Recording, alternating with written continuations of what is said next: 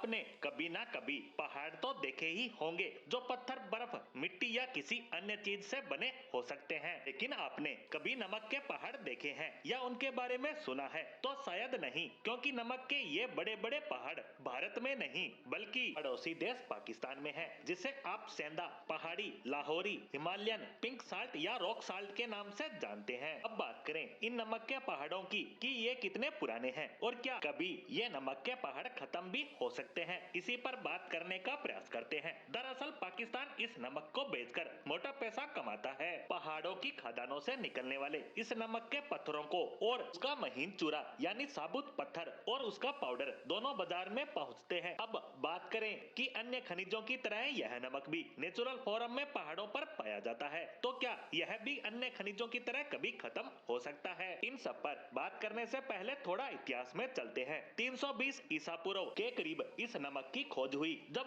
सिकंदर भारत की तरफ आ रहा था तब सिकंदर की नजर खेवड़ा खदान पर पड़ी और उसके बाद ही इस नमक के बारे में पता चला, और यही खदान दुनिया की सबसे बड़ी सेंधा नमक की खदान है जो पाकिस्तान के पंजाब में है। फिलहाल इस खदान से हर साल 4.65 लाख टन नमक निकाला जाता है और बताया जाता है कि इसी मात्रा में अगले 500 सालों तक भी इससे नमक निकाला जाए तब भी यह खत्म नहीं होने वाला। वहीं अगर 2009-10 की बात करें तो भारत को 27,864 मैट्रिक टन नमक भेजा गया। उसके बाद भारत ने 87,050 मैट्रिक टन की डील और की, लेकिन 2019 में सेंधा नमक के दाम अचानक से बढ़ गए क्योंकि भारत के जम्मू कश्मीर में धारा 370 को हटाने से मिलाए पाकिस्तान ने भारत के साथ व्यापार बंद कर दिया। आगे बात करें कि अन्य देशों में क्या सेंधा नमक की खदानें हैं, तो नहीं, अन्य किसी भी देश में इस तरह की कोई खदान नहीं है। बता दें कि पाकिस्तान में 600 मिलियन साल पहले बड़े बड़े समंदर हुआ करते थे